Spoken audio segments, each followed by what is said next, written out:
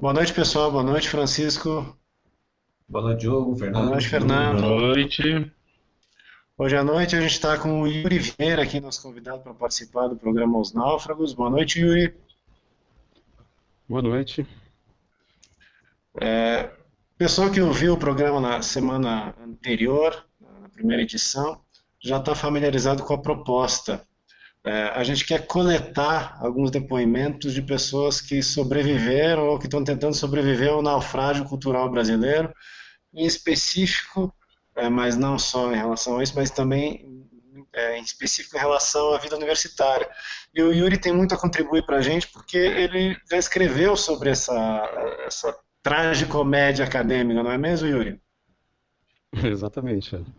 Esse é o título do livro. Então conta um pouquinho do livro aí para os nossos ouvintes, para a Mas assim, gente depois aqui. de uma overdose de vários fracassos, né?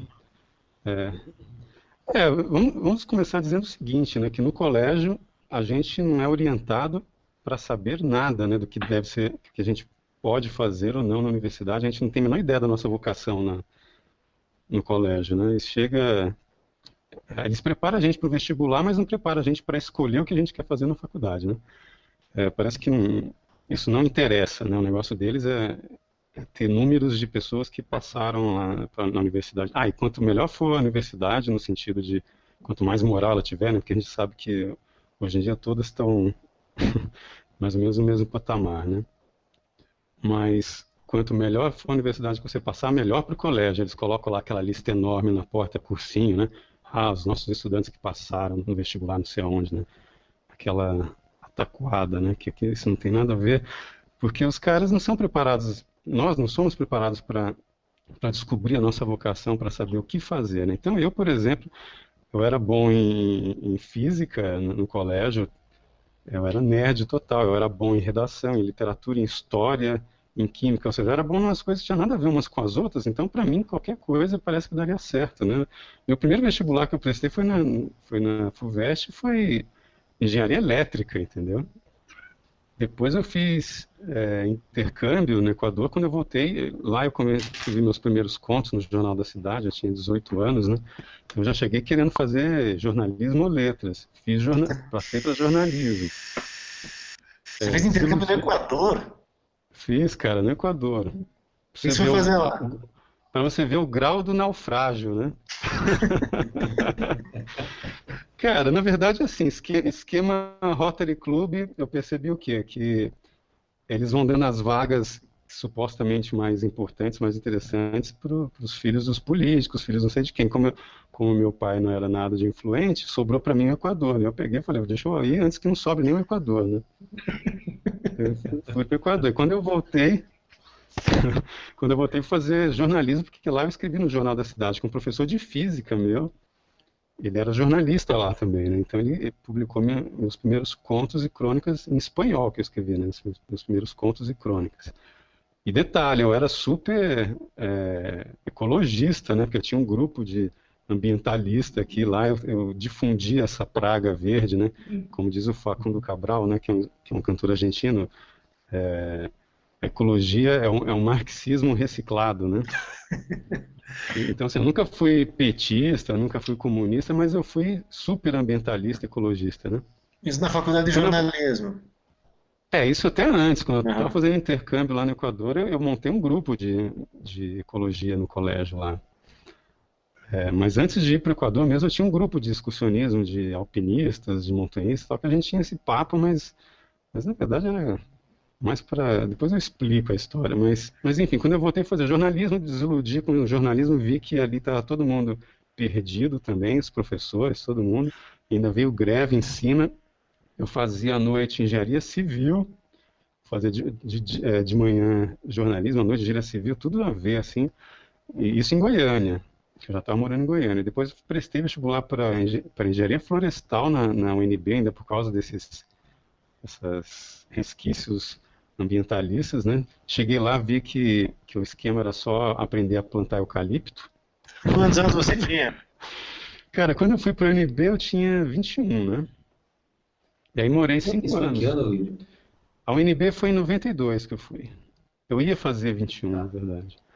Foi em E quando foi que 92. acendeu a luz amarela lá na faculdade de jornalismo mesmo? Quando é que você percebeu, opa, tô perdendo meu tempo aqui? Nossa, na verdade, cara, sempre foi uma coisa que, como eu estou te falando, a gente não é preparado. Quem está tendo contato, por exemplo, com os ensinos do Olavo aí, por exemplo, eles não sabem tanto que eles estão ganhando uma bagagem para poder detectar as coisas, porque a gente passa por umas situações em que a gente intuitivamente saca que tem alguma coisa errada, mas a gente não sabe dizer o que é. E não é só uma questão do Olavo, o trabalho dele, mas o Olavo ele apresentou para a gente assim, um leque de autores, de filósofos, de escritores, de intelectuais que a gente não tinha noção, né? A gente nunca tinha ouvido falar daqueles caras. E todos esses caras, juntamente com o Olavo, eles ajudam a gente a enxergar e ver as roubadas que a gente está se metendo. Então, grande parte das roubadas que eu me meti, eu só percebi muito tempo depois, entendeu? E quando eu percebia na hora, era simplesmente intuitivo, era uma coisa assim, que você sente uma náusea aqui, assim, o que que eu estou fazendo nessa sala de aula? Por que que eu estou ouvindo esse professor? O que que esse cara está falando? Entendeu? Principalmente quando você vai falar algum tipo de dúvida, qualquer dúvida que você tem com ele, seja uma coisa mais profunda, alguma coisa, alguma dúvida metafísica, alguma necessidade de transcendência para que a sua alma não fique naquela angústia existencialista, ou você quer qualquer coisa desse tipo, e os caras simplesmente desconversam, porque eles também não sabem nada daquilo, e acham que é besteira, e acham que é algum tipo de preconceito, você ainda está seguindo a religião da sua avó, entendeu? Então você não está preparado para a universidade, ainda larga a sua primeira comunhão lá para trás e venha para o pós-modernismo. Tanto que eu não tinha, eu sempre tive um certo asco do movimento estudantil, eu nunca participei de uni, de nada disso. Eu olhava para os caras e eu tinha, mas eu não sabia explicar, não sabia discutir com eles, nem tentava, entendeu? Eu simplesmente saía fora, eu era um cínico. Quando teve o impeachment do Collor, eu fui lá para a Praça dos Três Poderes, eu estava lá. Eu fui com um amigo meu, o Ricardo Calaça, que é antropólogo hoje, mas a gente é assim, a gente foi estilo os escrotinhos do Angeli, sabe? Para rir da cara dos outros. Para rir do Collor, para rir de quem estava protestando contra o Collor, para rir de todo mundo, porque a gente, como estou te falando, a gente não sabia onde que a gente estava, o que que a gente, o que significa ser um estudante universitário, você não sabe o que que é esquerda, o que é direita, você está ali. E quando foi que você conseguiu começar a contar essa tua própria história? Porque você falou um sentimento difuso. Simplesmente vi lá que o negócio todo era movido a petismo mesmo, a esquerdismo danado, né? Sim, só estou dizendo assim que eu vi que eu não tinha nada a ver com a tal da. Comecei a sair fora dessa coisa ambientalista, ecologia, e comecei a fazer matérias de letras, comecei a transferir para letras. O próprio chefe do departamento de letras falou para mim: olha, eu era monitor dele, não faça isso. O curso de letras está uma merda. Imagina assim, o chefe do departamento vira e fala isso para você, que é o Flávio René Cote, né? Que é um cara até conhecido. Agora ele é a escola de Frankfurt, né, o cara? E eu peguei, então, prestei outro vestibular para artes plásticas, teoria, história e crítica de arte. Que era Quantos tudo. vestibulares você fez na tua vida? Cara, depois disso eu ainda prestei para espanhol e passei em 6 vestibulares, cara. Eu quero o campeão do Enem, né? Não, e eu ainda fiquei assim, uns 7 anos na universidade contando, antes da UNB, entendeu? Quantos O anos? Flávio René, 7 anos que eu fiquei na universidade, né? E esse Flávio Coach, ele falou para mim, né? Se você estivesse lá em Berlim, na Universidade Livre de Berlim, onde eu também estudei, você já teria se formado, porque lá você frequenta a matéria que você quiser, você ganha, tem um tanto de crédito, você já tem tempo para se formar, se forma, é um bacharel em X. Entendeu? Então, assim, eu sou um bacharel em X, um deformado, entendeu? Eu não sou formado em nada. Mas o que que aconteceu? Eu ganhei bagagem, porque eu morei no alojamento estudantil ainda com estudantes de todo tipo de curso que tinha ali, trocava ideia com o pessoal o tempo inteiro, vivia na universidade 24 horas por dia, muita gente muito maluco também, né? Tem umas histórias bem bizarras, assim, do Por favor. tipo, uma vez eu cheguei fiz capoeira, né? Cheguei da capoeira, fui enfiar o tênis debaixo da cama, meu tênis bateu num negócio assim, aí eu falei, que porra é essa? Quando eu puxei assim para debaixo da cama, o que que era? Era uma balança de precisão. Eu falei, o que Hum, essa balança de precisão está fazendo debaixo da minha cama, né, cara? Aí fui conversar com os caras e fui descobrir que eles tinham dado abrigo lá para um traficante, entendeu? E o cara esconde a balança de precisão debaixo da minha cama, entendeu? Pelo Imagina, menos não era o imagina. pessoal do curso de engenharia química, né? Porque normalmente nas universidades federais, cursos de engenharia química, ele escuta várias histórias aí vinculadas com produção independente de Ah, drogas tem, é sintéticas e outras verdade. coisas. É verdade, mas esse não, esse era um Então não traficante lá traficante que os fora caras. da universidade mesmo. Deram guarida pro cara lá e hospedaram ele, e o cara foi guardar as coisas dele no meu armário, debaixo da minha cama, entendeu? Tipo assim, vai lá no Nerd, né? E o Não livro tá Atrás muito de nerd. Comédia surgiu quando? Então, de tanto ouvir reclamações de cima para baixo, e todo mundo sempre tem aquela conversa assim, tá uma merda, mas nós somos privilegiados, nós estamos na UNB, aí passa um pouquinho, é uma merda, isso aqui tudo é uma merda. Ah, mas nós somos privilegiados, estamos na UNB. O privilégio todo é o carimbo que você vai levar num papel, né, o diploma, porque o resto, cara, é tudo uma perdição. Então eu vi, assim, muitas reclamações, fora as minhas, né, que, imagina, tanto de curso que eu larguei, é lógico que eu tinha reclamação pra caralho, né. Uma vez, uma ex-namorada minha, que estudava psicologia, ela chegou para mim assim, falando um monte da professora dela, que a mulher era maluca, que ela tinha uma professora de psicologia psicopata, que era um absurdo aquilo, e começou a reclamar dela. E eu estava numa fase assim meio de suicida, eu olhava para ela com uma cara do tipo assim, tô cantando e andando para essa história, entendeu? E ela ficou meio ofendida, eu acho. Mas me marcou assim o que ela falou da professora, que eu sentei e escrevi o primeiro conto da tragicomédia, que é a Maria Eugênia, né? Gênio.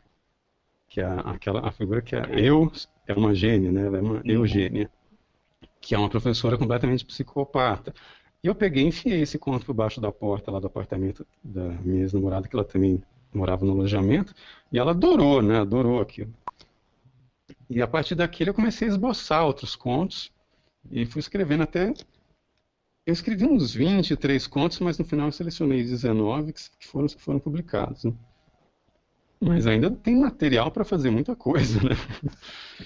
Dá para ter, assim, volume 10, né? Mas eu parei no 1 mesmo porque, nossa, cara. Tanto que, uma das epígrafes do livro é da música do Renato Russo lá, né? Desde criança nós comemos lixo, comercial, industrial, mas agora chegou a nossa vez, vamos cuspir de volta o lixo em cima de vocês, né? Essa era a minha ideia, assim, E ali era uma do necessidade, livro. de ordem psicológica mesmo, de vomitar para fora Ah, aquilo. também, porque senão você fica maluco, entendeu? Você fica vendo assim, porque como eu comentei com os caras nessa entrevista que eles fizeram comigo, você está na universidade, aí você ouve falar, o cara é mestre, o cara é doutor, o cara é não sei o quê. Só que você vai conversar com o cara é um você com um papel a mais, entendeu? Ele não sabe te orientar em porra nenhuma. Você pergunta para ele, e o livro tal? Ele, eu não sei. Mas explica o que esse cara está dizendo. Ele está dizendo isso. Aí ele repete o que está no livro. Você fala, tá, isso eu li, mas o que é isso tudo? Tipo, eles não conseguem se contextualizar, entendeu? Eles não sabem onde estão perdidos. Então, como eu comentei, você é um náufrago, caiu em alto mar, está nadando assim, vê um cara segurando numa tábua, chega para ele e fala assim, e aí, você sabe onde nós estamos, para onde nós vamos? Ele sei, mas ele é um náufrago que está boiando, entendeu? Nunca encontrei um cara como o Olavo, por exemplo, que passou com uma lancha GPS. Passou uma lancha com GPS, você lá náufrago, passa um cara com uma lancha com GPS, é claro que esse cara sabe de onde ele vem, para onde ele vai, o que está acontecendo. O outro não, o outro é um cara igual você, que está lá segurando uma tábua, entendeu? Mas eles não sabem disso, parece. Parece não sabem, né? Alguns pensam que sabem, mas estão lá se afogando nessas maluquices todas do marxismo cultural e etc, né? Isso é interessante o que você falou, porque a gente tem falado do naufrágio cultural e do quanto padecem os alunos, mas os professores também estão nessa, né? Os professores também estão perdidos, sabe? Tem muito cara aí que eu conhecia antes de começar a postar as coisas que eu posto do Olavo em Facebook e não sei o quê, que eles não conheciam o Olavo eu sei que eles eram de esquerda. E hoje eles estão lá, tipo, por exemplo, fazendo aula com o Olavo no curso dele. Eu até não vi em que momento se deu a transformação, porque são pessoas tão distantes hoje, mas eu imagino por que tipo de de mutação eles passaram, quando eles perceberam a piração toda. E Mário Ferreira dos Santos devia estar em todas as faculdades de filosofia, de psicologia, de sociologia, né? Porque o cara tem livros escritos em todas essas áreas e ele domina todos esses conhecimentos. Ele não é um cara que simplesmente pegou umas orelhas de livro, leu e começou a especular em cima daquilo, dando palpite, opinião, como todo mundo faz, como até eu mesmo às vezes posso fazer, né? Porque eu não sou um filósofo, não sou sociólogo, às vezes tem que ir lá num verbete de enciclopédia para algumas coisas. Mas eu assumo, entendeu? Muita gente não assume. Agora, Mário Ferreira dos Santos foi profundo em todas essas coisas e isso não está na universidade. Mas o que eu estava dizendo é o quê? Que ao invés de ler um cara desse, eu li Nietzsche. Eu li muito Nietzsche. E Mário Ferreira dos Santos era um cara que respeitava Nietzsche, mas respeitava as intuições dele, as percepções que ele tinha da realidade. Porque o Nietzsche é como se o Nietzsche estivesse lá na casa do caralho, né? Como se diz, não sei se vocês sacam a expressão, a casa do caralho, que é a gávea, né, que tem lá no topo da torre do navio. Aquilo, o caralho é o mastro do navio, né? O caralho é o mastro do navio. E aquela gávea, aquela terra à vista, é a casa do caralho. Então, quando o marinheiro era mandado para a casa do caralho, era para ali que ele ia, entendeu? Mas o cara que está ali é o cara que tinha as intuições. Ele está lá de longe vendo terra à vista. Ele é o primeiro a ver. Ele não sabe. Só que então Nietzsche via as terras à vista, mas ele não tinha um mapa para dizer, aquela terra que eu estou vendo é o Japão, aquela terra que eu estou vendo é o Havaí, aquela terra é o Brasil. Não, ele fazia uma salada, ele não tinha um mapa que a escolar acho que ajudou a construir, a partir de Aristóteles, ele não tinha toda essa bagagem da filosofia tradicional e foi inventando maluquices na hora de catalogar as intuições dele, a razão dele ficava completamente pirada, né? Porque é como eu estava explicando, Mário Ferreira Santos diz, a filosofia você parte da intuição, da percepção do que é diferente. Você está olhando uma parede em branco, tem um pontinho preto, a sua intuição é dirigida diretamente ao pontinho preto, porque ele é diferente de todo o resto. Você intuiu aquilo, apreendeu aquilo. Agora a sua razão vai colocar aquilo no escaninho a que aquilo pertence, ao semelhante daquilo que você apreendeu.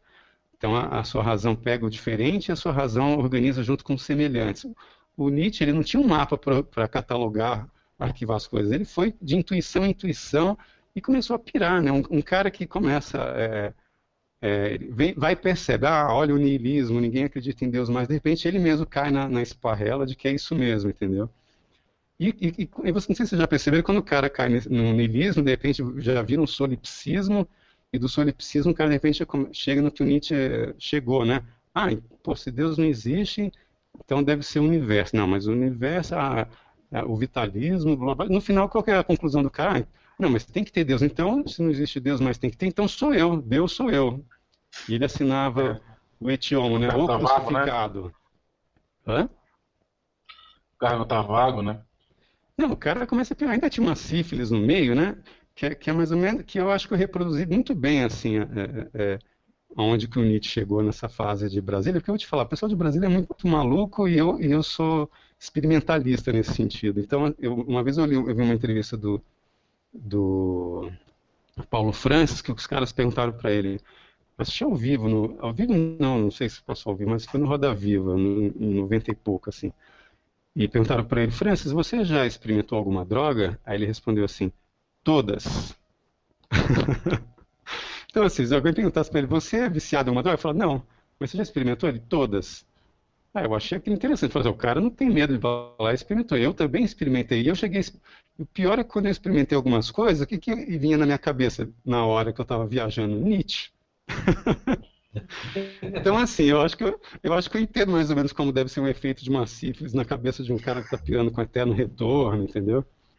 Com o super-homem, com fazer filosofia com martelo, entendeu? Vou destruir tudo, o que for verdadeiro não será destruído. Só que você não é a filosofia, você é um cara tentando filosofar, né? De repente você começa a destruir a si mesmo, né, com esse martelo.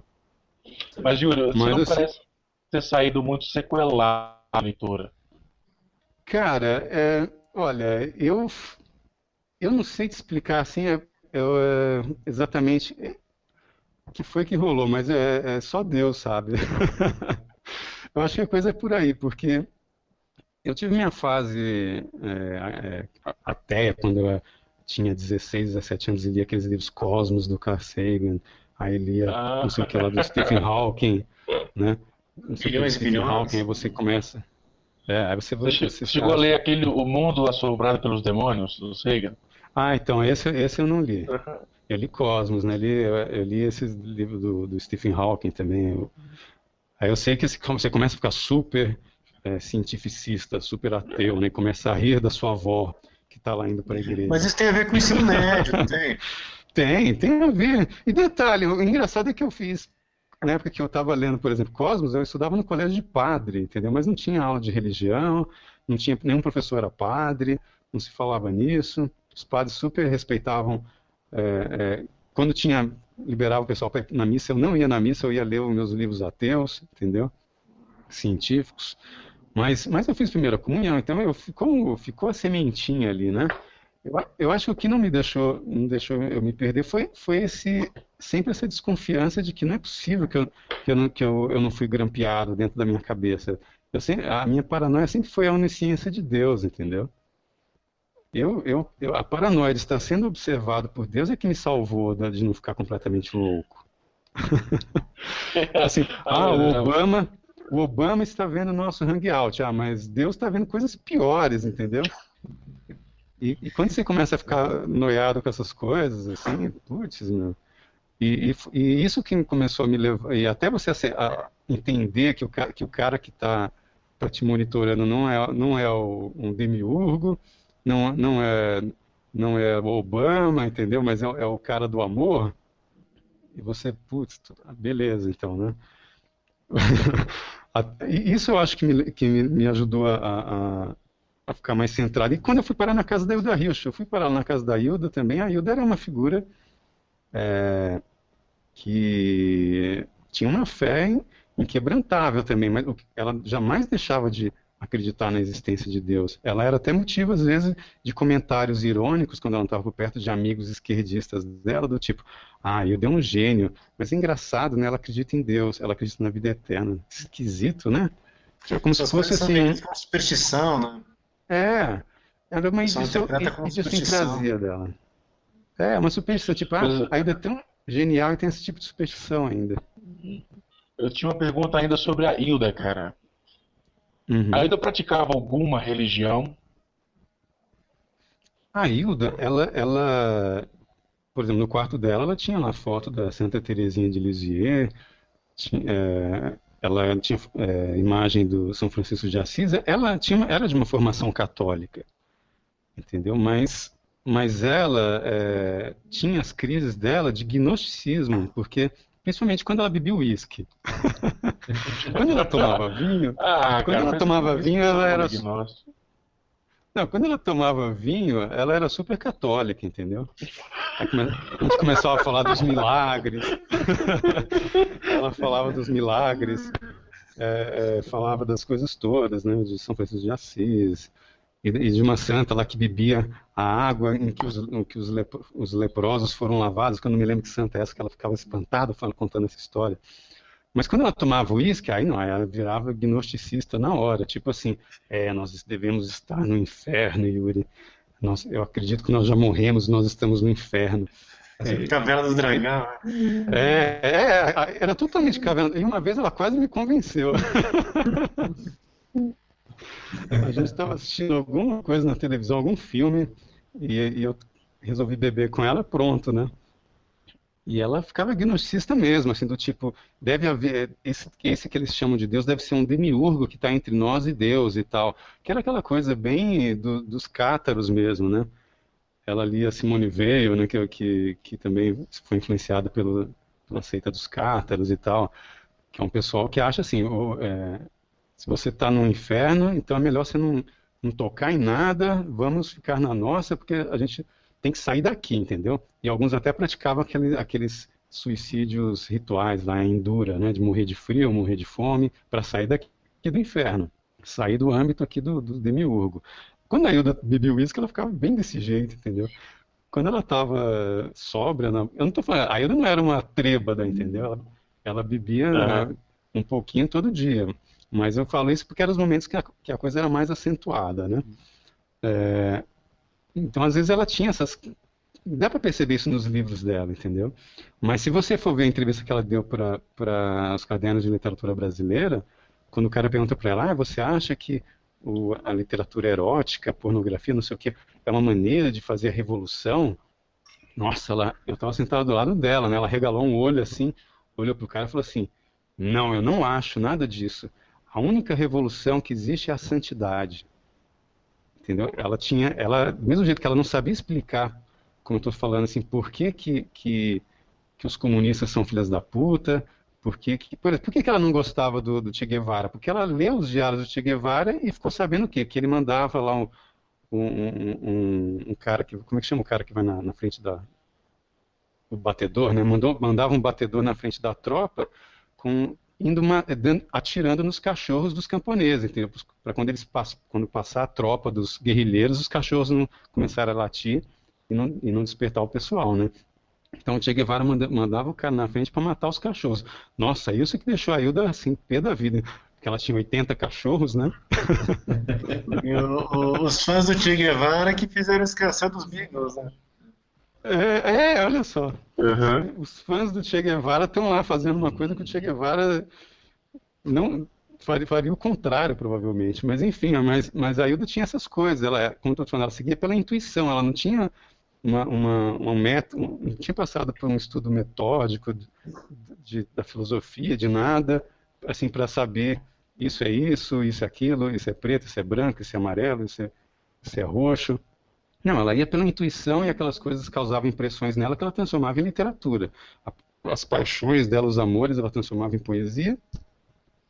E às vezes Você falou, a Hilda não teve uma formação para filosófica, histórica, nesse sentido, mas uma formação literária, né? Sim, não, ela Essa foi intuição, lendo por de certa forma, provavelmente advinha justamente dessa formação literária, que é o conhecimento literário. Sim. Ela foi por indicações de outros escritores, né? Lígia Fagundes Telles, que foi amiga dela desde que ela era bem nova. E aí, é sempre aquela coisa de todo mundo, né? Quando você não tem uma orientação de fora, você lê um autor que você se identifica, aquele autor cita um outro, você vai atrás do outro, e assim vai indo, né? Mas ela sempre teve muito forte para ela essa questão da religiosidade, da fé, porque a vida da Hilda foi muito complicada.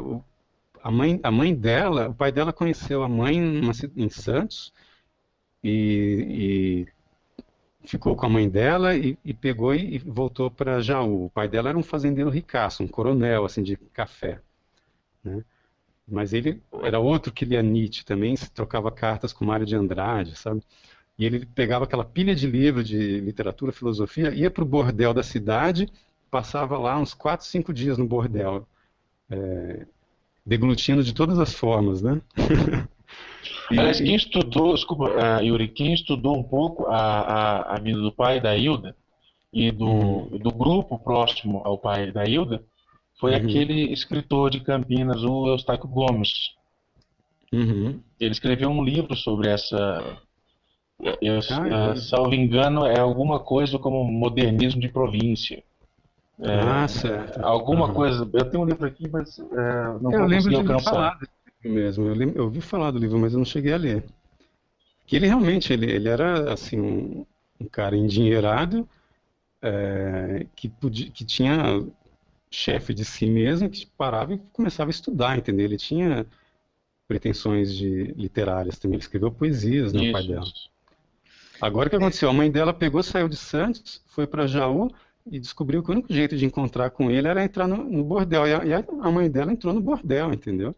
O pai dela encontrou a mãe dela. Ela falou: o que você está fazendo aqui, né? Ela falou: não, me disseram que era o único lugar onde eu podia te encontrar. Ele tirou ela de lá e botou ela numa casa, se tornou amante dela, ela engravidou da Hilda.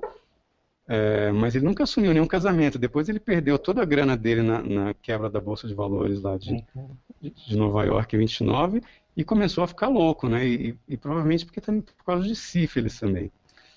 E assim a perda do pai, por causa da loucura e depois a morte dele, que foi coisa super triste. A mãe dela também morreu no sanatório. Então assim, todas essas coisas fizeram a Hilda questionar muito. Porque parece que essas pessoas que acham que você se preocupar com metafísica e com religião É coisa de quem não fez a pergunta por que o suficiente, entendeu? É gente que parou num porquê muito incipiente, assim, muito no início ainda. Ouvi umas três respostas de porquê e sossegou.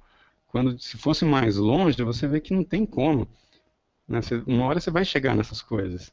E a Hilda chegou e foi longe, principalmente intuitivamente e criativamente, né? Isso que você se refere intuitivamente, me parece que é uma experiência preenchida pela própria leitura de literatura, né? Porque se Sim. fala de uma ojeriza intuitiva em relação ao Che Guevara, outros personagens, outras coisas da esquerda, o próprio ateísmo, mas não podia estar Uhum. vinculado, talvez, ao fato dela ter lido bastante literatura e ter formado o imaginário dela pela literatura? Sim, então, claro, claro que sim. Mas como eu estou dizendo, assim, a Hilda, por exemplo, em relação a certas questões, ela perdia um pouco assim a hierarquia de valores, assim, principalmente nessa questão de animais, assim, né? Se ela tivesse bêbada de uísque, ela podia dar um tiro no cara que tivesse matando uma vaca para comer. Se ela tivesse tomado vinho, ela ia falar, não, pobre bichinho, deixa ele ir, entendeu? Mas se ela tivesse tomado uísque, ela ia dar umas cacetadas no cara, entendeu? A Hilda, assim, eu não sei se isso, se isso foi, se eu me expliquei bem com isso, mas para algumas coisas, assim,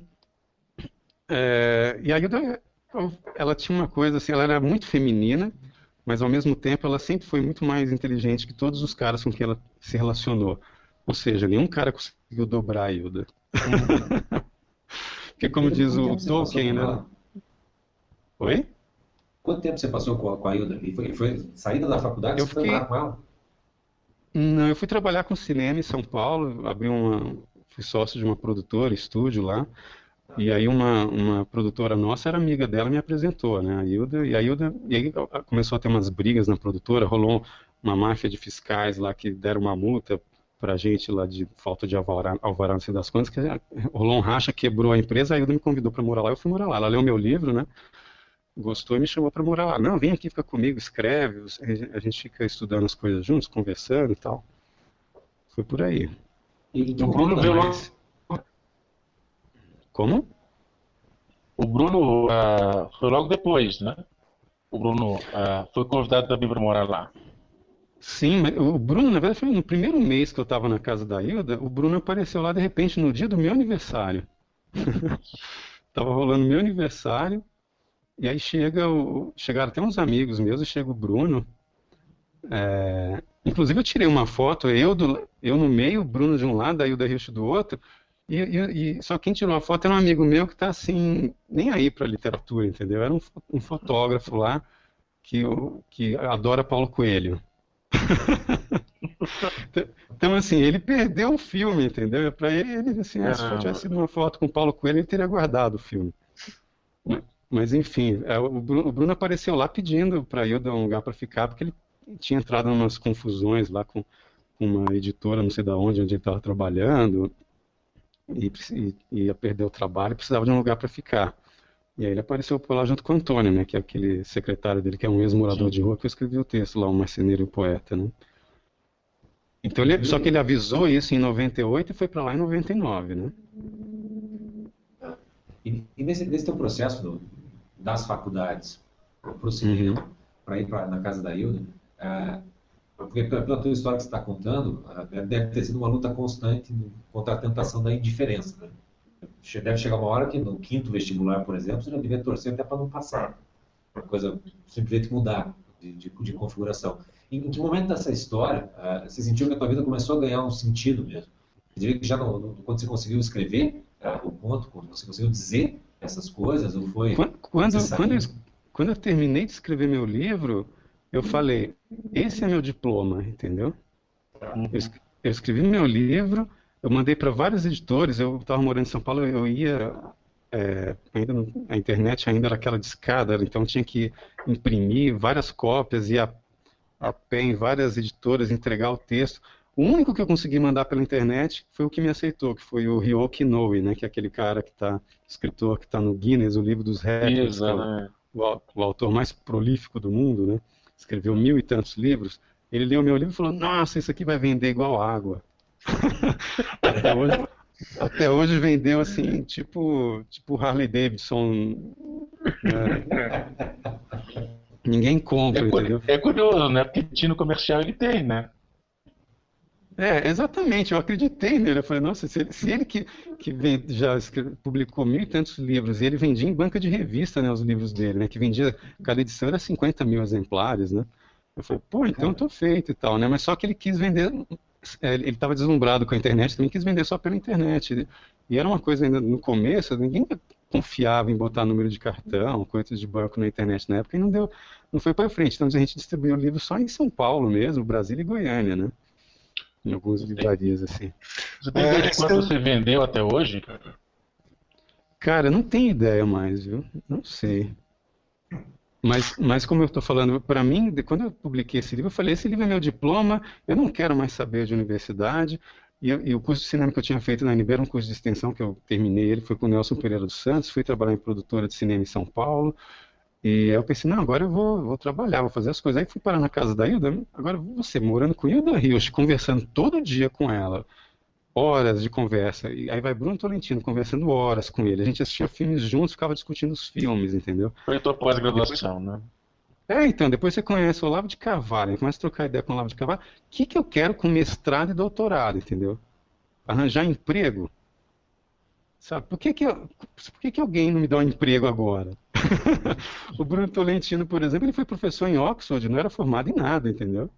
Ele foi professor em Essex, tudo isso na Inglaterra, ele não era formado em nada. Por quê? Porque os caras percebem que o cara tem bagagem, vão lá e dão um emprego pro cara. Agora, por exemplo, lá na UNB, eu li, não sei se foi uma entrevista do Darcy Ribeiro, alguma coisa assim, que o Darcy Ribeiro convidou o Jorge Luiz Borges para dar aula na UNB, o Jorge Luiz Borges aceitou. Quando o Jorge Luiz Borges chegou lá para dar entrada no papelado, o cara falou, cadê seu diploma? O Jorge Luiz Borges, não, eu não sou formado em nada, então não tem jeito. Então, o Jorge Borges não servia para dar aula na UNB. Não servia, ele não tinha diploma, né?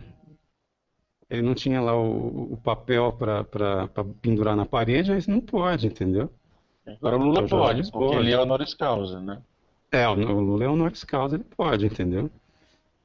E é lógico que se a gente quiser entender de literatura, a gente vai na aula do Lula, né? É impressionante. É isso, fantástico. Não, é uma coisa. Ao que me parece, só você é o único cara que deu voz, expressão literária a essa realidade acadêmica, né? Você tem notícia de mais alguém que tenha feito isso além do Yuri? Eu nunca vi ninguém. Eu não conheço. Não, tem aquele livro do Felipe Neto, né? Que é um meio policial, né? Sobre Vocês ouviram falar desse livro? Eu ouvi falar que ele escreveu o livro, mas eu não sei exatamente do que se trata o livro dele. Porque esses teus contos, Yuri, eles, de certa forma, eles servem para quem está vivendo dentro da universidade, dar uma exorcizada no negócio, né? Uhum. Eu já recebi muitos e-mails assim, de gente que rachava o bico, né, lendo o livro, e falou assim, nossa, eu não acredito que um cara passou pelas mesmas coisas, ainda conseguiu digerir e botar num texto engraçado, entendeu? Recebi uns e-mails assim que eu sempre ficava contente, né, quando aparecia algum, né? Porque, putz. Aliás, deixa eu uma coisa, Yuri, desculpa te interromper, eu acho que isso é importante. Eu li o teu livro mais ou menos na mesma época em que eu estava lendo o Jardim das Aflições. Uhum. E para mim são duas leituras que se completam. Porque você faz um relato da experiência que todo mundo teve. Aquelas histórias ali resumem a história de mais ou menos todo mundo. Uhum. E o Olavo faz o diagnóstico filosófico e histórico. Né? Uhum. Tanto que o Bruno Tolentino... Quando você escreveu, você tinha lido já o Olavo, quer dizer, o Jardim é de 95, né? Primeira edição. Sim, então, eu não tinha lido. Foi o Bruno Tolentino, ele leu meu livro, depois que ele leu, aí ele falou, você leu o Jardim das Aflições? Eu falei, não, então aí eu li o Jardim das Aflições, o exemplar do Bruno Tolentino. Foi aí que ele me emprestou o livro para ler, eu li na casa da Hilda. Jardim das Aflições, né? O ouvinte só Mas explicando ele, para o ouvinte que não conhece o livro Jardim das Aflições, do professor Olavo de Carvalho, o livro começa com uma percepção que o professor Olavo teve numa palestra do um então professor da USP, José Mário Américo Café, né? Peçanha. Não era o José Américo Mota Uhum. Peçanha, não era? Isso, o Zé Ah, Américo Mota Mota Peçanha, Peçanha. exatamente. É. Que falava um monte de asneiras sobre Epicuro e sobre outros assuntos, que o professor Olavo ficou pasmo com aquilo e foi atrás de um diagnóstico mais profundo e daí desenvolve o livro, né? Então, realmente, o ponto de Uhum. partida do Jardim das Aflições é a percepção do estado mental de uma vaca sagrada da USP. Não Isso. só isso, né? Ele percebe aquilo como algo encantatório, como uma espécie de veneno, e o livro do Jardim das Aflições nasce como uma espécie de cuspir para fora, quer dizer, exorcismo mesmo, literalmente falando, como me parece que também é o do Yuri e como é a identificação que as pessoas têm. Né? A gente também aqui com o nosso próprio programa, com um programa que a gente fez, recebeu pelo menos dois relatos muito próximos disso, né? Da necessidade das pessoas de expelirem esse corpo estranho que lhes toma. Até, esse livro você recebe até hoje, ainda feedback das histórias, quer dizer, é daqueles livros que ficam constantemente sendo referência para você? Você está falando do Jardim das Aflições? Não, do teu Não, a não. tragicomédia. Ah, da tragicomédia? Ah, eu É. tenho impressão, eu li uma vez eu não sei qual escritor que falou isso agora, não estou lembrado, mas ele diz assim que, em geral, no primeiro livro de um escritor, ele já meteu todos os temas que ele vai ficar repetindo o resto da vida. E eu já senti que realmente tem a ver isso, sabe? Você pode, assim, simplesmente ter só tocado a superfície dos temas, entendeu? Mas todos já estão lá, né? Mesmo que seja só uma citaçãozinha de um parágrafo, meio perdido num parágrafo, mas você vai continuar citando aquilo ou se aprofundando naquelas coisas, né? Eu sinto isso. E esse livro Você chegou a se formar, Yuri? Não, não me formei, não. Nossa, tá. Como eu, Não. então. É, não, foi uma coisa assim, eu queria, entendeu? Mas toda vez que você vai àquela tortura chinesa, né? Já é quase literalmente tortura chinesa, né? Só falta ele te dar o livro do mal, né? Mas, mas eu não consegui, cara. Eu ficava. Dava pulga na cadeira. Não dá para ficar sentado assim, assistindo os professores falarem certas coisas assim. E eu sei que se eu fosse para a universidade, vou recuperar o tempo perdido, vou para a universidade agora. Cara, só ia rolar briga, eu só ia ficar interrompendo a aula de professor, enchendo o saco dos caras, ou senão eu ia ter que virar uma espécie de agente infiltrado, engolindo aquilo só para ter um diploma. Não tenho paciência mais para isso, não tenho tempo a perder, vou escrever meus livros, entendeu? Se eu tiver que sobreviver, sei lá, eu vou plantar uma horta na terra da minha avó. Eu não sei, entendeu? É mais Tentei digno. trabalhar com cinema agora, mas é difícil. Diga. É mais digno, né? Sim. Tá, agora, escuta, fala do cinema, do ambiente cinema. Eu cometi, também cometi a mesma coisa, estudei cinema durante um tempo, na mesma época em Uhum. que eu fazia comunicação. Uhum. Não larguei da comunicação, por motivos outros, mas do cinema, cara, eu não aguentei. Umas 3 ou 4 semanas para o curso acabar, a gente estava tendo uma aula numa ilha de edição, e eu vendo toda aquela estupidez, enfim, aquele monte de gente falando bobagem. Na ilha eu saí da aula, fui para a biblioteca, passei a tarde lendo um livro, uma biografia do Bergman, e eu voltei para casa naquele dia, nunca mais pus os pés na escola de cinema, porque e era um ambiente horroroso, né? Eu nunca conheci um ambiente que fosse capaz de reunir tanta gente ruim. Quer dizer, não é só a gente intelectualmente incapacitada, né? É uma gente invejosa, uma gente que vaidosa pra caramba. Bom, essa pelo menos foi a minha experiência, né? O que Uhum. você encontrou? Qual ficou de fauna humana no cinema? Como é que você conseguiu trabalhar nesse meio? Eu sei que em produtora, por exemplo, o que era mais fácil é porque você acaba fazendo um monte de trabalho que que é mais ou menos como carregar pedra, né? Aí você faz vídeos institucionais, documentários para serem veiculados só dentro das empresas, para os funcionários, para os executivos, para mandar para o exterior, da filial daqui para a matriz. Então, assim, eu trabalhei muito com vídeo desse jeito, mas agora, cinema mesmo, eu cheguei a fazer o quê? Uns dois curtas de ficção, dois de ficção, um que é uma espécie como chama, um making-off de um festival de cinema. Quer dizer, dois making-offs, um deles tem um jeito mais poético, assim. Trabalhei em curtas de metragem de outras pessoas com que eu conheço, escrevi roteiros também. E só que o que eu percebi que tá viciado o esquema, tem esse negócio de lei de incentivo, sempre tem uma galerinha que quanto mais eles gostam do esquema do coletivo, da coletividade, de decidir as coisas, quando me chamaram para ir numa reunião de um grupo de cinema, eu achei que a gente ia lá discutir ideias para escrever roteiro. Chegou lá, era uma reunião política, entendeu? Porque tem a Associação dos Cineastas do Cerrado está contra nós, integrantes da Associação dos Cineastas de Goiás. Já nós da associação. Parece aquela coisa do Monty Python, entendeu? Os libertadores da Palestina contra os caras que querem expulsar os romanos. Entendeu? Que eles ficam naquela blá blá blá e mais nada a ver, que só discutem política, só política, só política, e com quem que vai ficar o dinheiro, e não sei o quê. E quando vai rolar um festival, você manda o filme para lá, você vê a correção política dos jurados, que não, esse filme é muito melhor, mas pô, aquele lá fala dos pobres coitados dos catadores de lixo, dos menininhos que moram na periferia que não tem o dedão do pé esquerdo, entendeu? Os menininhos que não têm o dedão do pé esquerdo é uma coisa muito mais grave do que o cara que sabe escrever um roteiro com começo, meio, fim, que tem um clímax que fica super bacana. É um filme mesmo, mas, pô, os menininhos faltando o dedão no pé esquerdo. Vamos dar o prêmio para ele, entendeu? Para esse documentário.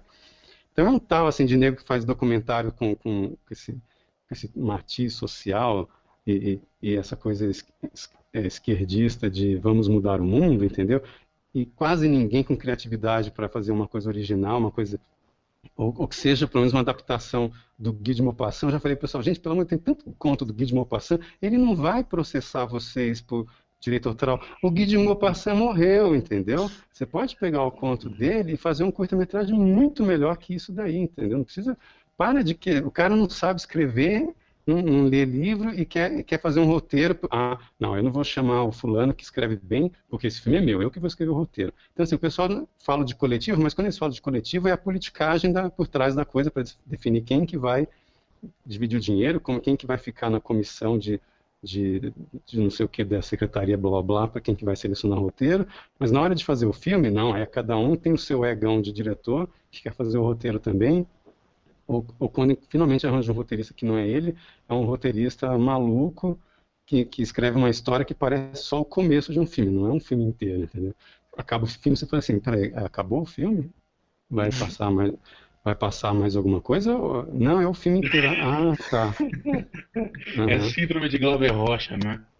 Não, é por isso que o meu curta-metragem, eu ganhei prêmio com ele. O que é? É um cara que está sentado numa sala de cinema olhando para a plateia de cinema. Você vai ver o meu curta, você senta lá no cinema, aí quando começa o filme, o que é? É uma plateia de cinema olhando para você. E fica lá, tipo, mais de um minuto aquela plateia em silêncio olhando para a gente aqui. E aí o meu personagem lá no filme olha para a namorada dele e fala assim, pelo amor de Deus, Dani, vamos embora, esse filme é chato demais, entendeu? Eu não vou ficar aqui vendo uma plateia de cinema olhar para mim, entendeu? E aí começa uma história em que o cara lá tá vendo a gente na plateia de cinema daqui e começa a reclamar do filme. E numa hora ele fala assim, aposto que esse filme foi feito com dinheiro público, é por isso que esse país não vai para frente. Por causa dessa frase, meu filme não foi aceito em alguns festivais de cinema. E eu recebi e-mail anônimo de um cara aqui me dizendo que ele era curador de um festival em Minas, que eu não sei se era Ouro Preto, BH ou Tiradentes, um desses três que ele não falou.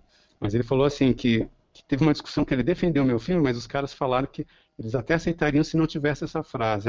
Esse filme é uma merda, aposto que foi feito com dinheiro público, é por isso que o país não vai para frente. Entendeu? E ele falou para mim assim, eu estou te sugerindo, e ele foi super legal me sugerindo, eu me autocensurar para o filme ser aprovado em outros festivais. Eu falei, quer saber, vamos tomar no meio dos seus respectivos cursos, né? E coloquei no YouTube, entendeu? O filme não funciona direito no YouTube porque ele é engraçado na sala de cinema mesmo, que parece um espelho Sim. mesmo. O filme Como é o nome chama do filme? Espelho. Como é que tá lá no YouTube para o ouvinte poder achar, Yuri? Se você procurar Espelho Yuri, você vai achar o meu curta. No YouTube ele não funciona bem, porque 1 minuto no YouTube, uma coisa que não acontece nada, você dá stop. Mas agora quando você está lá no festival de cinema e começa a passar um filme que não acontece nada em 1 minuto, você começa a chiar, reclamar, e de repente o personagem começa a chiar, reclamar, e as pessoas se identificam com a reclamação dele, entendeu? E eu vou na história toda que ela tem começo, tem ataque, vai acendendo a tensão, chega num clímax, tem desfecho, blá blá blá. É um filme começo, meio e fim, e impacta, entendeu? Não é um filme que acabou, o pessoal fica se perguntando se acabou. Não, acabou, entendeu? É um Tudo que você filme. está descrevendo é aquilo que a gente já sabe, né? O que não se restringe ao cinema, é nas artes nacionais em geral que o critério ideológico esquerdista é supremo, né? Não, as pessoas elas não conseguem elaborar ideias, aí você faz um filme desse jeito, com clímax, que tem uma trama, é filme narrativo, não sei o quê. Eu gosto de filme poético, eu gosto de videoarte. Aí você escreve, faz literatura, isso é literatura, é narrativa, parece filme. Tipo, quando faz filme narrativo, parece literatura. Você faz uma literatura narrativa, parece esses filmes de Hollywood. Ou seja, eles não gostam de narrativa, entendeu? Não gostam de narrar, não gostam de contar história, não gostam de dar sentido para as coisas.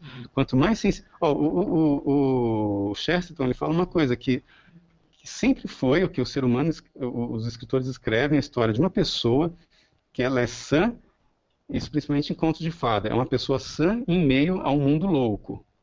Aí quando chegam os modernos, querendo ser originais ou já perdidos, perderam a raiz já da realidade, o que acontece? Eles começam a escrever sobre gente louca num mundo que eles estão achando que está normal, entendeu? Eles não conseguem mais ter esse contraste entre o que é a sanidade e a loucura, e a insanidade do mundo. Não, porque o personagem já está louco também, e até muito mais louco que o mundo. Então você não tem essa... É impossível alguém escrever um conto de fada desse jeito, entendeu? Porque criança não é louca, criança é sã, entendeu? A criança ainda está... Ela ainda não foi, como diz o Lang lá, aquele psicólogo, é mais ou menos aos 15 anos que a pessoa se torna uma pessoa mais ou menos demente como adulto. O que a gente chama de normal hoje é totalmente demente, o adolescente, a criança só se torna totalmente demente aí pelos 14, 15 anos, mas até então eles ainda têm uma sanidade, um certo equilíbrio. E se perdeu isso na literatura, os caras só querem fazer gente louca, entendeu? Não é mais uma pessoa sã em contraste com o mundo maluco, porque o mundo, a natureza, ela é caótica, entendeu? Então você sempre vai encontrar o caos. Mas não, as pessoas ao invés de adotar a ordem que vem do céu e tentar organizar o mundo, não, eles vão engolindo o caos da natureza e para viver em harmonia com a natureza, elas têm que se tornar caóticas e loucas também, entendeu? E aí vão escrever roteiros e livros fazem isso, entendeu? E é um tal de escrever livro com pornografias achando que é uma coisa super original, você falar que enfia um dedo no cu e o outro na buceta. É transgressor, né? Esse fascínio adolescente, esse fascínio da heresia, né? Que às vezes está muito por trás do interesse adolescente por Nietzsche, ou do emo por Baudelaire. A sorte, né? Só que essa gente não cresce, né? No Brasil essa gente não cresce. Não, cresce, cara. Cresce, entendeu? Presta concurso, depois tá dando lá pra você, entendeu? Tá mandando em você, isso aqui é a merda. Você teria alguma coisa para dizer para o pessoal mais jovem que tem inspiração, que tem alguma inclinação para literatura ou para arte em geral, que caminho deve trilhar? Porque o caminho acadêmico a gente sabe que está vedado. Então, por onde tem que ir? Eu acho mais ou menos como eu tinha comentado naquela entrevista, se você percebe que o seu lance é viver criativamente, tanto não só literatura, mas cinema também, você realmente não vai ter mais a filosofia ou, por exemplo, religião, alguma coisa assim, como o centro dos seus estudos. Você não vai conseguir ficar só naquilo, ou seja, você corre um sério risco de se perder. Então é bom você manter um ponto de referência de alguém que não te deixe perder. Por isso que eu achei muito bom ter conhecido o Olavo e Bruno Tolentino, entendeu? É uma referência que eu tenho assim para não me perder, não só eles com o trabalho deles, mas com relação aos caras que eles indicam também, né? Todos esses caras, Eric Wegelin, Viktor Frankl, eu estou lendo agora aquele cara da origem da linguagem lá, como chama? O Rosenstock, né? O Russell. Rosenstock, o Essi, não sei como é que pronuncia o nome dele. Mas Mário Ferreira dizendo, você lê umas coisas dessas e tenta manter a sua sanidade, mas também não tenha receio de alimentar a sua imaginação com o que quer que seja que entre, entendeu? Inclusive a pornografia, se for o caso, entendeu? Não tem, contanto que você se mantenha em estado de equilíbrio, olhando as coisas ali de cima, para você não se deixar pirar, entendeu? Não se perder na loucura. Mas você tem que se deixar influenciar por tudo mesmo, né? Porque é igual você vai plantar uma flor, né? O que você põe nela? Você põe vitamina A, B, ou você põe esterco? Você põe merda, né, na flor, né? Criatividade, você tem que... as impressões vêm de todos os lugares, e você vai exprimir a partir daquilo. E você também não tem que ficar forçando... indo atrás de todas as merdas o que está difícil, eu acho, de criar hoje em dia é que a gente está tendo acesso rápido a tudo que está acontecendo no mundo rapidinho, né? Então, o número de impressões que a gente está sofrendo é muito alto, entendeu? Se eu recebi uma notícia lá em Brasília, nos anos 90, assim, e aquela notícia ficava na minha cabeça um tempão, eu falava, puta, isso dá um conto, eu vou escrever.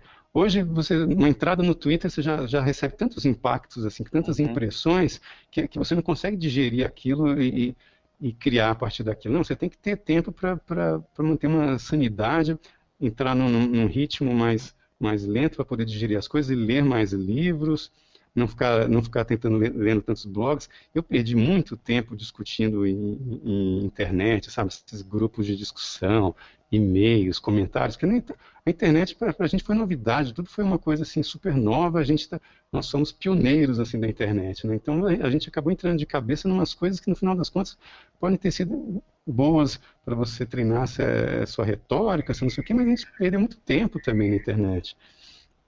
Então, assim, eu acho que a gente tem que ler os autores clássicos, mas nunca ler o autor clássico porque é um autor clássico. Porque a gente tem uma coisa na literatura que é o seguinte, você acaba tendo que realmente que ler o cara com quem você se identifica. Alguns autores são como amigos. Por exemplo, quando eu li o Henry Miller, putz, para mim é como se eu estivesse lendo o livro de um amigo meu. Eu terminei de ler aquela trilogia, A Crucificação Encarnada, né, que ele chama, The Rose Crucifixion, eu acho. Mas, enfim, eu terminei como se o cara fosse meu amigo. E aí eu comecei a ler os caras de quem ele tinha falado, né? O Oswald Spengler e blá, blá, blá. Fui atrás dessas coisas, né? Então, assim, lê os caras que falem também para sua afetividade, né? Não só porque alguém disse que é um clássico, que é bom, que é canônico, que é bom para sua mente. Não, lê alguma coisa que é boa para sua afetividade, que você tenha simpatia com aquilo, entendeu? Que pode ser, por exemplo, Don Quixote de La Mancha, pode ser um Dostoiévski. Claro, eu, por exemplo, quando eu li Crime e Castigo, eu pirei a cabeça.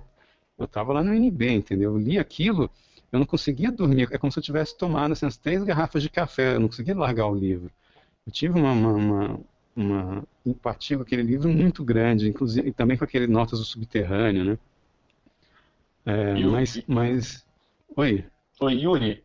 Não, pode terminar, mas já vou me dar a próxima pergunta e você... se quiser, também emenda a resposta. Cara, autores contemporâneos ou jovens, o que você lê, o que você gosta? Certo. Só para complementar primeiro, assim, o que eu estava falando, assim, para escrever você tem que pensar naquele conceito que eu falei errado no negócio, como que eu tinha esquecido o nome do cara, mas é o Croce, né, que ele fala que a arte é a expressão de impressões. Então você se guia para você escrever através das coisas que te impressionam. Você vai escrever a partir disso, né? E se você ainda não escreveu nada, você descobre um autor com quem você se identifica e tenta imitá-lo. Um dia a forma vai quebrar, você vai encontrar seu próprio estilo, mas tenta imitar mesmo. E escrevendo a partir das coisas que te impressionaram. E aí é trabalho mesmo, é trabalhar um negócio, não é inspiração. Quando eu falo em impressão, não é inspiração. Impressão são as informações que chegam do mundo para você que te causam alguma ferida ou alguma, te marcam de alguma maneira. Esses são seus temas. E aí você vai trabalhar em cima daquilo, usando a forma de algum autor que você se identificou para começar a ir atrás do seu estilo. Agora, autores novos, cara, um cara que eu andei lendo mais recentemente, assim, que eu curti muito, é o Isaac Bashevis Singer, né? Que ele não é novo, o cara já morreu, velhinho, mas para mim, eu às vezes quando perguntar um autor novo, para mim novo é o cara que eu não conhecia ainda, entendeu? Pode ter morrido há 200 anos, mas eu não sabia quem era, para mim é novo. Isaac Bashevis Singer é excelente, cara. Ele é um cara que também tinha essa tensão entre a religiosidade e o mundano, entendeu? Você está sendo atraído pelo mundo decaído, pelo sexo gratuito, pela aquela maluquice toda. Por exemplo, quando eu li um livro de memórias dele que eu achei ótimo, ele dizendo que ele estava fazendo uma entrevista para poder conseguir visto para ir para os Estados Unidos, isso em 38 ou 37. Ele estava fugindo, que ele via que se ele permanecesse na Polônia, ele ia dançar com Hitler, né? E aí o cara perguntou para ele, mas nós temos aqui uma informação de que você tem um relacionamento com uma comunista, que inclusive ela já foi para a Rússia e voltou várias vezes, e era verdade, né? Por que você tem uma relação com essa comunista? Aí ele virou pro cara e falou assim, e você conhece algum outro tipo de mulher que transa sem casar?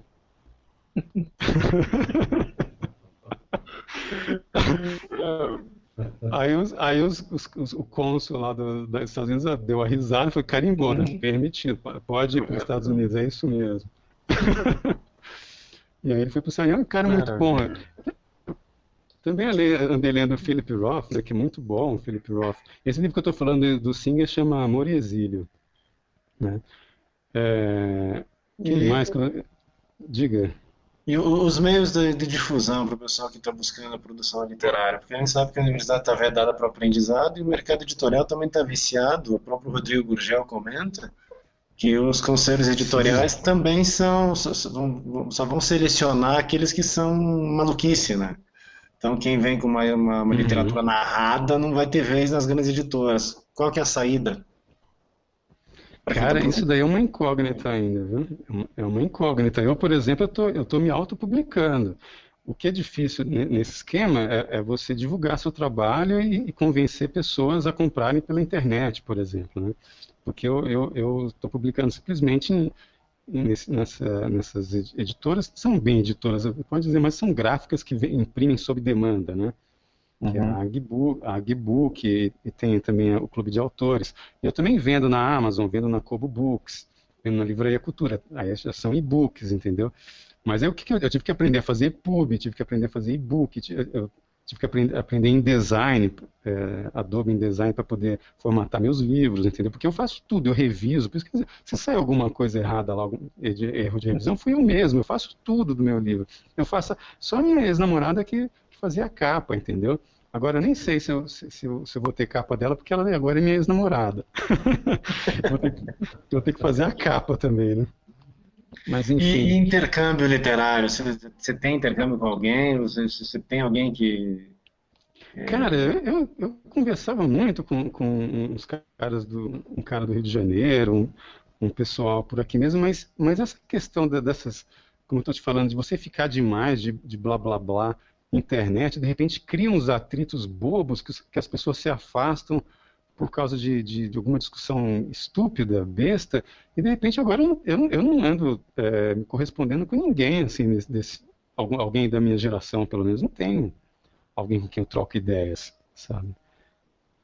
A coisa está muito... A gente está num período de desestabilização mesmo, né, como diria o Yuri Bezmenov daquele vídeo lá, do cara que fala sobre a subversão pela KGB, né?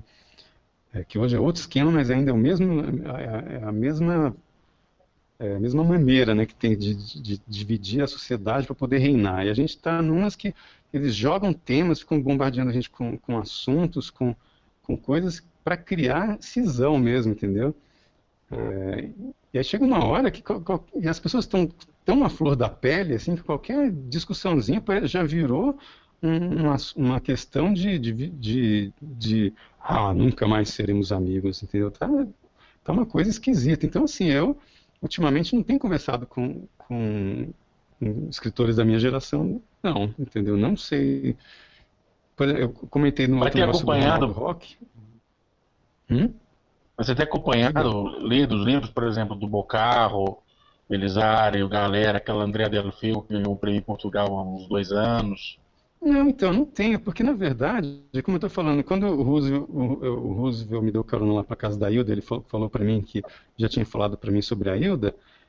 A literatura para mim, sim, eu tenho maior interesse pela literatura, mas eu estou para a literatura mais ou menos como a Hilda estava, porque quando o Bruno Tolentino estava lá na Hilda, a Hilda ficava estressadíssima, que ele começava a citar um monte de escritor assim, contemporâneo, que ela não tinha a menor ideia de quem era. Ela falava assim, ai meu Deus, eu não aguento mais conversar sobre literatura, ela dizia. Ela gostava de conversar sobre vida eterna, entendeu? Uhum. Sobre vida após a morte, sobre Deus, sabe? Essas coisas todas, sobre metafísica, sobre ocultismo, sobre astrologia. Ela não gostava de ficar falando sobre os outros escritores, o que eles fizeram, deixaram de fazer. Ai, você viu que o cara escreveu agora em Escaz? Ele agora está escrevendo em Escaz. Escaz é um estilo de escrita que esse nome vem, acho, por causa dos russos, se eu não me engano, que é uma maneira daquele livro O Apanhador no Campo de Centeio, que é uma pessoa contando uma história coloquialmente, assim, né? Ah, o cara escreveu um escaso, aí fica discutindo como que as formas com que as pessoas usam. Não, ela estava cagando e andando para essas coisas, entendeu? Ela queria discutir os temas mais, assim, interessantes mesmo. Então, assim, eu realmente tenho preguiça, assim, de ficar querendo saber o que os outros estão fazendo, porque eu tenho até receio de que eu sou tão influenciável e às vezes eu sou meio noiado, assim, de querer de acabar imitando o cara ou de Sim. repente querer melhorar alguma coisa que o cara escreveu. Eu falei, putz, porque eu disse que o Shakespeare arranjou um monte de briga com isso. É lógico que eu não sou nenhum Uhum. Shakespeare, né? Mas o Shakespeare arranjou briga com isso. Ele lia as peças dos caras, assistia as peças e falava, isso é uma boa ideia, mas estava uma merda, vou fazer muito melhor. Ia lá e melhorava. Hoje não, hoje tem direito autoral, né? Você faz isso, lá vem um cara com processo em cima de você tá fudido. Então, assim, eu prefiro nem saber o que eles estão fazendo para ninguém não vir me encher o saco, entendeu? Aí eu fico lendo, porque puta, se morressem todos os escritores de hoje, a gente ainda ia ter livro pra caramba pra ler, assim, Claro. durante umas 15 vidas, entendeu? Então, assim, eu não estou muito preocupado com os caras atualmente, e não tenho nada contra também. Se eu conhecer o cara, fazer amizade com o cara e me dar, lê o livro, leio e tal, mas até uma época eu escrevi no Digestivo Cultural um texto que chamava assim, se falam em autor novo, saco logo a minha pistola, entendeu? Porque quando eu estava na Hilda, a Hilda também não aguentava um monte de leitor que mandava livro para ela. O que acontecia? Ela dava para eu ler, entendeu? Ah, lê aí, Yuri, me fala se é bom. Ai, meu Deus, Hilda. Tá bom. Aí eu que filtrava os livros. Falava, Hilda, esse aqui é legal. Então eu li muito autor, assim, né, novo, pessoal que estava querendo, lançando o primeiro livro, lá na casa da Hilda. Mas depois eu fiquei meio traumatizado, entendeu? Uhum. Porque a maior parte era ruim, assim, né? Muito Agora, esse ruim. pessoal, a maior parte é o pessoal que, putz, assim, eu não sei, cada um é cada um, né? Então não dá para generalizar com uma explicação só, mas a maior parte do pessoal é muito ruim. Agora esses caras que já tem moral, aí que estão vendendo, eu não sei dizer, eu nunca li.